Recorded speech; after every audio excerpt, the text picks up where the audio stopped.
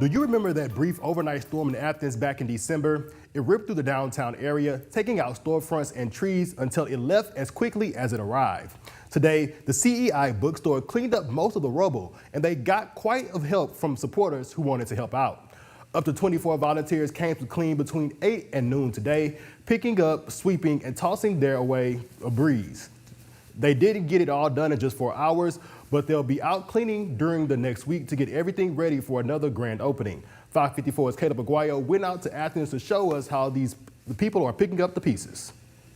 I'm here at CEI Bookstore in downtown Athens. If you remember our previous coverage, then you'll remember that this entire place was inaccessible because it was filled up with debris. But today, dozens of volunteers from all over the community have come in to help clean it up. And they told me about the work it took to get the job done. We just kind of started making pathways, and what you see now has been cleared out. Almost every square foot has had something removed from it today. Back in December, the roof was ripped off the building and books and pages were scattered across town. But the stuff left inside tattered and piled up as parts of the building collapsed, leaving a mess for just over a month. Volunteer Allison Hammond says some spots were worse than others. If you looked in that room there, I mean, it was a mess. There was air ducts down everywhere.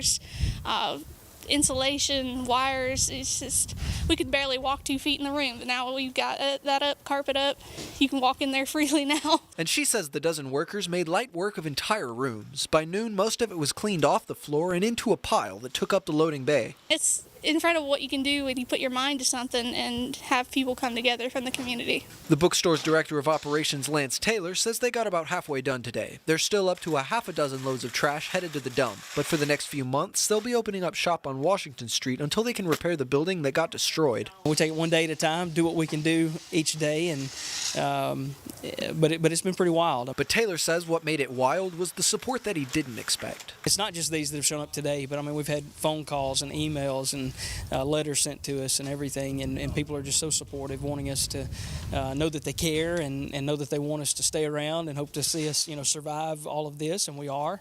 And I mean, it means the world. It's it's the wind under our wings, so to speak, keep us going day to day with all the different things we've had to tackle. As the old saying goes, many hands make less work. In Athens, I'm Caleb Aguayo, Fox 54 News.